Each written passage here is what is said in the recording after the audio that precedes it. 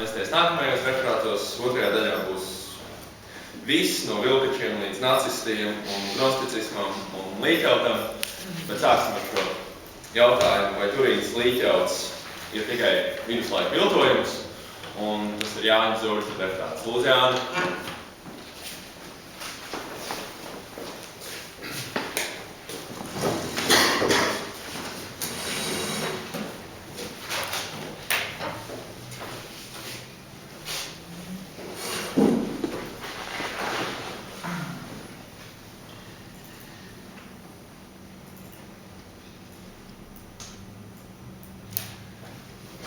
Sveiciens visiem. Man šī tēma ļoti interesēja, tāpēc es arī rakstu šo, gribēju sākumā vēl darbu rakstīt, bet tā kā tur ir daudz jautājumu un tas nav tik vienkārši, tad tomēr to neizdarīju, bet es domāju, ka uzstāties konferencē. Jā, es nevarēšu īsti secībā parādīt tās bildes, tāpēc es atvēršu šādi, tas netraucēs, uzklišināšu, laikam tās bildes. Esmu vajadzēs, kurā gadījumā šis, man liekas, fenomens, kā to varētu nosaukt, ir, man liekas, piesaistījis lielu tādu uzmanību gan 20. gadsimta laikā, un tīpaši beigās, tāpat arī 21. gadsimta sākumā. Mums ir Turīnas līķauts, un tad tā redzams, spilkšu tuvāk. Mēs visu redzēt, kas tur noteikti tas ir šis apbrīnojamais auguma gabals, kas ir 1 metru apmēram plats un 4 metru garš, uz kuru ir attēlots cilvēks, kas ir ar visām rētām, ar visiem atribūtiem, kas piedarās pie krustā sišanas.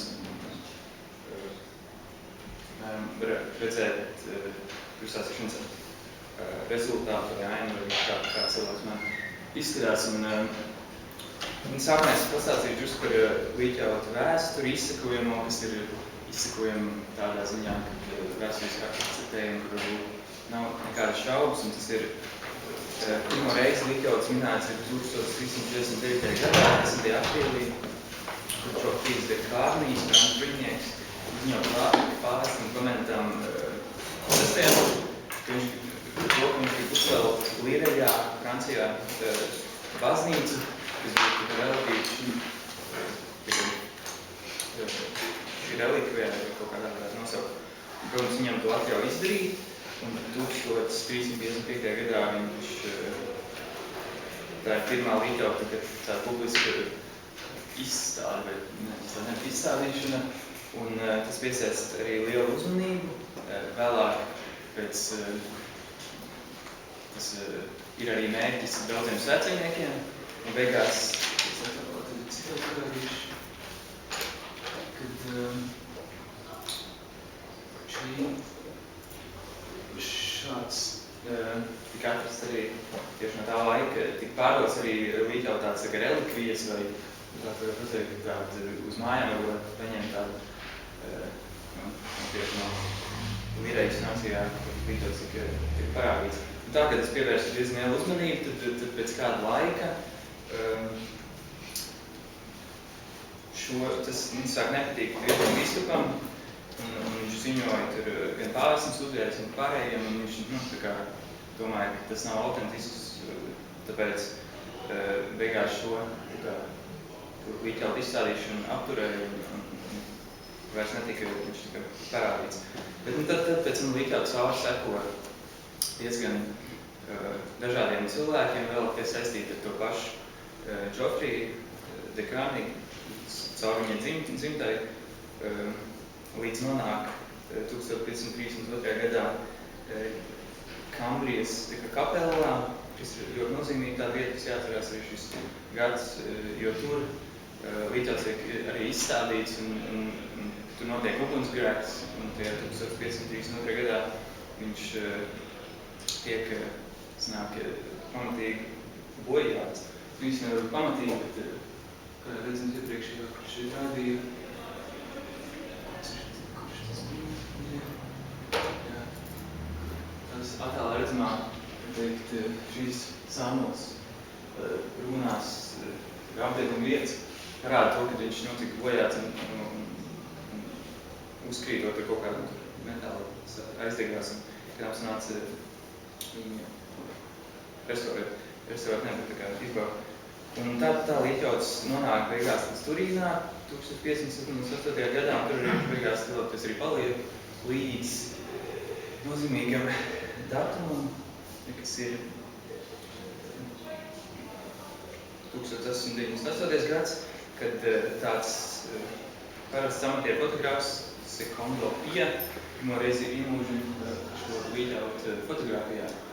Un, kad viņš to izdara, protams, uzreiz tas nav mums vienkārši fotogrāfijas reizi neredz rezultātu, bet beigās attīstot šī līķauta negatīvu, nevis attīstot, bet lai uztaisīt fotogrāfiju, nāks tad attīstīt negatīvus. Viņš iegūst šādu bildi, kas viņu, protams, uzreiz šokē, un no šī brīža arī sākās līķauta tāda diezgan intensīvāka zinātniskā pētniecība, tāpēc, kad tika atklāts, kad uz līķauts nāk ir cilvēka, nevis pozitīvais, attēls, bet beigās negatīvais.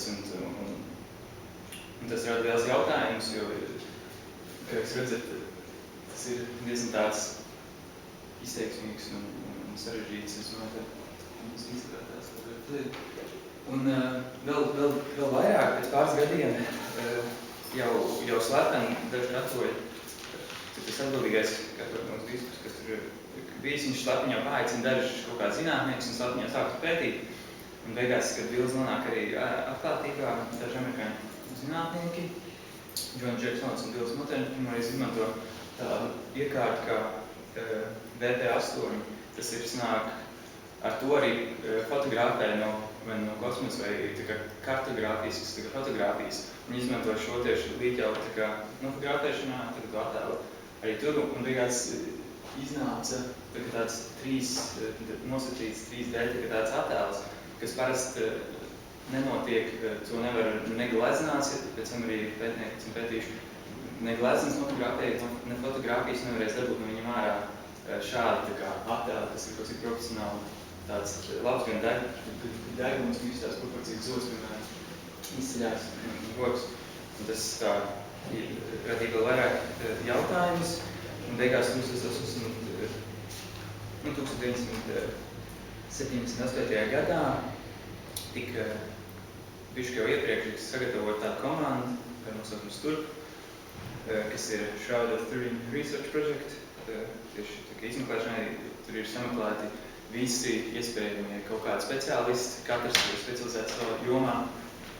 Un viņi 1978. gadā izmeklēja 5 dienas, tas ir 20 stundas intensīvi, tā ka neļot no ašķi neko, lai atrisinātu kā šo nosaukumu. Jo bija arī, protams, kritīgi viss, un šeit ir redzams Vilnā. Viņš ir, protams, tā kā sašūts kopā, tas viņš ir viens gars, un tas līķauts, viņš ir kaplā no vēl, viņš ir sadalīts, un viss negatīvā attēlos. Protams, viņa tūmā nofotografē, viņa paņēma virsējos izstādes kārtas, un viss tad bija vajadzīgs, lai cik arī viņi varēja atļauties izpētīt šo objektu, cik viņi materiāli. Un tad beigās viņi nonāca pie 1981. gadā pie tādiem apkopotajiem secinājumiem. Pirmais, uz līķautu šķidrām netika atrast neviens krāsvielas, ne traipi, ne kaut kāda krāsa pigmenti, paldies un kaut kāda mākslīga attēla veidošanas, kas nozīmē, ka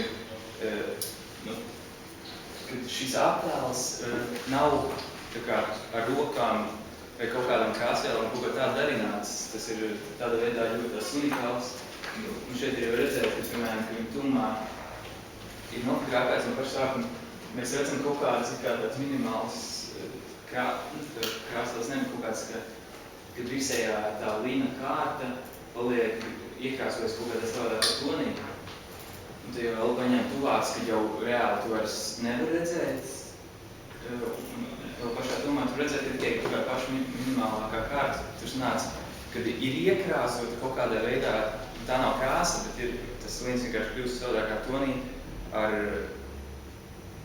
tā ir virsējā kārta, kas ir 100 reizes mazāk par cilvēku matu iekrāsot. Tas ir nenormāli minimālā kārta, un tāpēc tie, kas pētījuši tieši līķaut, tāpēc viņi automāti saka, tas ir izslēgts, tas ir kaut kāds veznojums vai kaut kādā veidā aptrēpīts kaut kādu vielu. Tā radies šis, jo tur pēc tam arī pareizos apgaismojumos, piemēram, līķautam aizmugurē nolika gaismu, kad šis attēls, tas attēls pazudīs, tu viņu nevarēs redzēt, kas nozīmē to, ka tur nav praktiski vispār nekāda krāsa pigmenta, kas veidot, un tas vēl lielāks jautājums, tāds vēl lielāka interese. Arī pēc tur gan rendo, gan rentgena, gan mikroķimiskās šķiedra pētījumi, kā tā ladīšana izmantot jau kā krāsvelu, kā jau teicu. Arī tas, kad rādīja iepriekš to attēlu ar to 3D, ka tas arī neizskaidrojams pagaidām. Nezinu, kāpēc tāds ir. Un, vienīgais, ko viņi nonāca secinājumi, ka tur attēls kaut kādā veidā radījies tam ķermenim nonākot kaut kādā saskarē ar šo audumu, bet tur kaut kas ir kā noticis, es varu pateikt, ka tur vajadzētu notikt oksidēšanās, degradēšanās un savienošanās audekla un mikrošķīru daļās. Tā kā tur kaut kas ir kā noticis, pagaidām neviens nevar kā gluži dabūt apšu, tādu efektu uztaisīt, pēc pagaidām tas arī ir tāds neizpētīts. Bet turnāk, pēc tam tālāk, 1988. gadā tika paziņot logot šo C1412, tā metode, kurā tika secināts, ka līķauts mēram 13. 14. gadsimta pagaidinājums ir kaut kāds neīsts. Bet diezgan tika paņēmis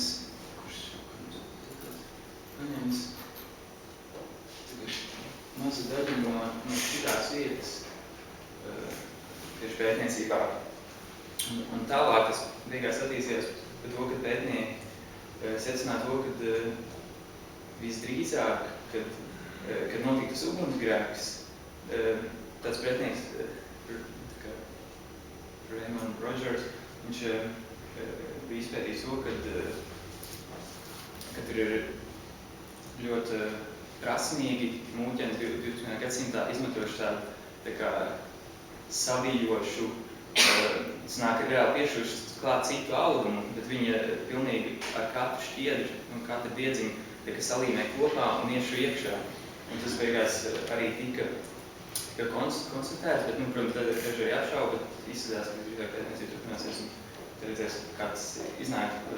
Bet arī vēl no fotouzņēmumiem, kur te ir parādīts viss, piemēram, kur būtu visatbilstošākā vieta, šī vieta praktiski visur riņķī ir vissliktākā vieta, kuriem spēr varētu paņemt vai secināt to, jo viņi ir visvairāk bojāti.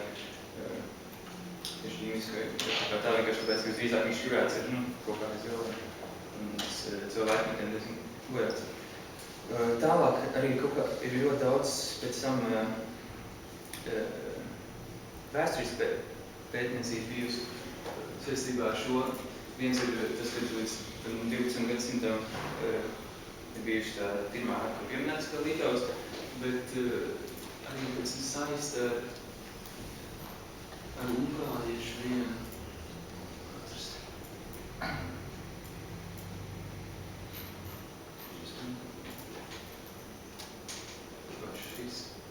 Tāds ungāriešu manuskripts, kas nāk no 11. gadsimta, un viņā ir attēlots tieši šis interesants iepriekš var redzēt, ka attēlā tur bija saprasotas rokas tieši šādā veidā, tāpat arī mantaizmugurs iepriekš citur arī nav, kur redzēt, tāpat arī šeit tieši tas vijums, viņš nāca no visu skūņveida raksts, tieši tāpat arī attēlots šajā zīmējumā, tāpat arī šeit tādas, redzēt, līķaut un arī tieši tāpat iedegumi tādas pēdas L veidā. Šie tie punktiņi, un tieši tāda pašreiz līķaut ir atrast, bet tāda, kas ir senāk par to iepriekšo ugunsgrēku. tas tā liek apšaubīt to, un pēc tam tālāk arī esmu vienīgais, tāpat tālāk tiek vērstā teorija, ka iespējams līķaut bijis konstanta kontrolē, tāpēc, ka no turienes sanāk arī 11. gadsimta sākumā attīstījās šāda ikonogrāfija un arī gleznas, kur arī tiek attēlots cilvēks, ja tieši mums ar tiem rokām matiem aiz muguras, un diezgan tā savā ziņā precīzāk attēlo to, kas arī līķaut, attēlots, kāpēc šīs vairs nav norādīts, ka viņas pilnā garumā, tur ir tāda tieks pēta tieši auguma gabals, Līnām var redzēt, ka ja viņš ilgi stāvējis tādos salocītos veidos, viņš ir tā kā iezīmējies tāds konkrēts salocīnu posms, ko var redzēt tā pareizajās gaismās izgaismojot, un ir tā doma, ka tas drīzāk Konstantinopolē ir arī tāds nosacīt leģendas, bet tur ir runa pa vienu attēlu, medaljoņu, viņš tā saucās, kas tika rādīts it kā ik pa laikam pacelts augšā un parādīts cilvēkiem. Tieši tur arī daži pētnieki, apmēram, uztaisījuši, kā tas varētu izskatīties, un no to arī tālāk varētu attīstīties. Šāda arī tāda gleznas, kas ir arī šeit. Šeit arī tieši pastāvjām, kā tas ir tas. Vai gleznas 16 lēs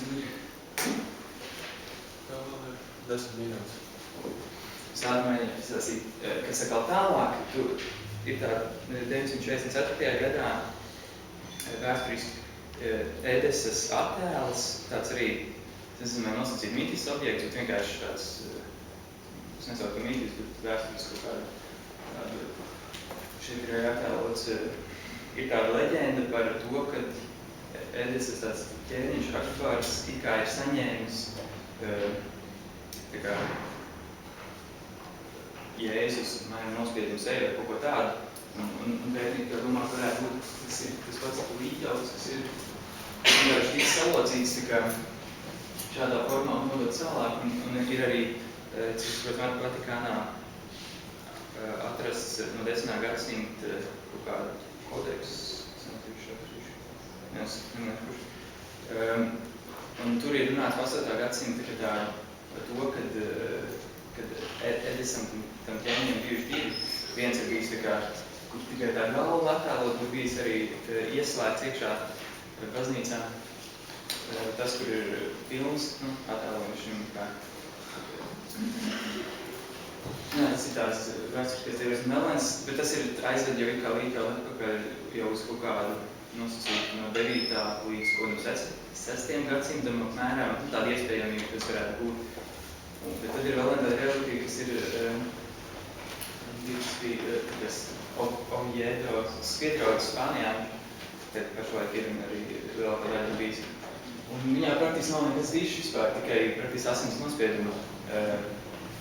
Un viņam ir tiešām gan vēsturiski liecība, ka viņš ir 614. gadā no Palestīnas transportēts uz Aleksandriju, no Aleksandrijas viņš ir tālāk uz apmēram Kartāgas teritoriju, no Kartāgas, kas nonāca Spānijā. Un tāpat arī pētnieki atvetuši uz viņu tādu tieši kaut kādus tā kā putekļus, augu un visus pareizes, kas tieši atbilst Palestīnas un arī Eģiptes videi. Un tas interesantais ir šajā gadījumā tas, ka tieši tieši tie asins nospiedumi perfekti arī atbilst tajā līķautā asins nospiedumiem. Ne jau visiem šis ir tas, jo šajā ir tā doma, tad, kad krustās iztaisa nomirst, viņam pēc mums uzliek virsū šo, kas ir tas galva apseks. Un pēc tam, tad, kad viņš tiek vai no apmazgāts vai kā, kaut kāds ātri veiks tas viss procesīs, pēc tam šo noņem nost un tad iet un tie līķautā. Bet arī tas par šo teoriju liecina tas, kad viņiem abiem ir asinsstraipi ar AB, kas ir diezgan reti tajā laikā. Vispār sastopam. Tāpat arī tās asins tās vietas, ka tieši sakritība daudzās vietās. Tieši tāpat arī par šo autentismu atkal. Tas, kad tur tieši speciāli pētnieki, kas skatās, kā krustās iztaisīt, kā viņi varētu galvu krāties, kā tas asins varētu noticēt pareizi un tā tālāk. Tur daudz ir tādi kopēji savienots. Savienots liecina, tas tā liecina par to, ka iespēja, ja pastāv. Bet vēl interesanti tas, ka, ja mēs runājam to, ka līdzās varētu būt kaut kāds viduslaika kā kapeļdarinājums, tad to vēl totālāk noliedz tas, ka līķautā mēs redzam vīrieti, kuram ir krustās ists šeit, kas ir locītavas, roku locītavās, viņam ir naglas iedzīts. Vēlēties viduslaikos ir attēlots, ka viņam ir rokās, kas reāli neatbilst vispār tādai iespējībai, jo krīt nos no koka, vienkārši nenoturēs tās rokas.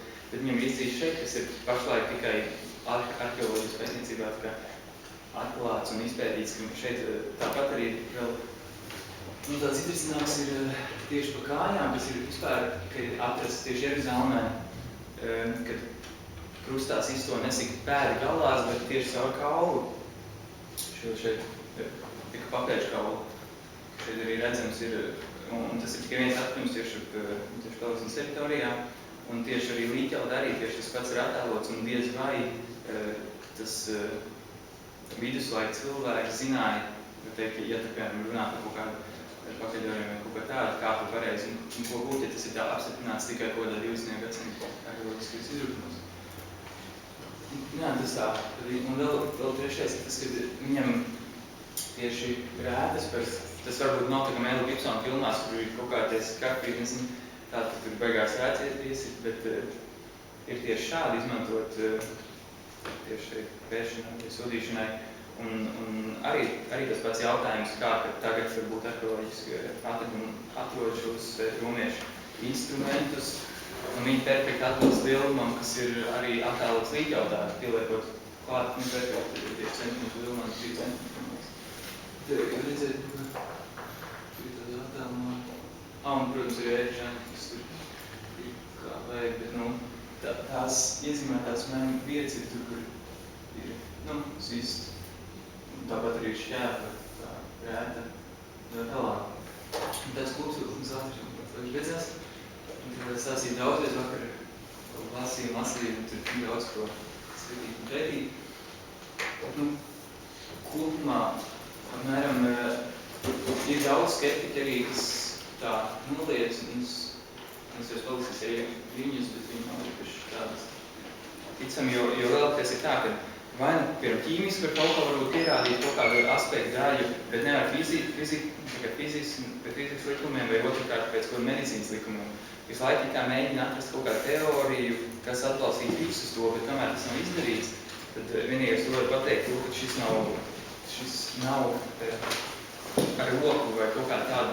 Pagaidām mums nav metodas, kā to uztaisīt, jo tas arī veicina to, ko viduslaika cilvēkam vajadzētu zināt negatīvo attēlu, lai viņi uzzīmētu kā pozitīvā veidā, un pēc tam, pēc pāris gadsimtiem, mēs kā atklātu fotografiju un uztaisītu beigās negatīvu, un šis jau wow, kāds viņš mākslinieks bijis. Tas vienkārši tā kā iet pretinās un tā. Bet, labākais variants, kas ir mēģinājums, mēģinājis kā uztaisīt, bet viņš šeit nesanāca. Tas ir attēls, kas ir mēģinājis tā kā uztaisīt, uzgleznot tā kā savu veidu, bet viņš neiezīmē tieši tās 3D tās formas un proporcijas, kāds ir tieši līķelumi. Un te es vēl tā parādīšu, ka mūsdienu pēdējie pētnieki vienkārši mēģināšu restaurēt kā izskīties. Pēc tam dabūt mēram kādu seju ārā, ka it kā labi šeit jau baigi stilizēts, bet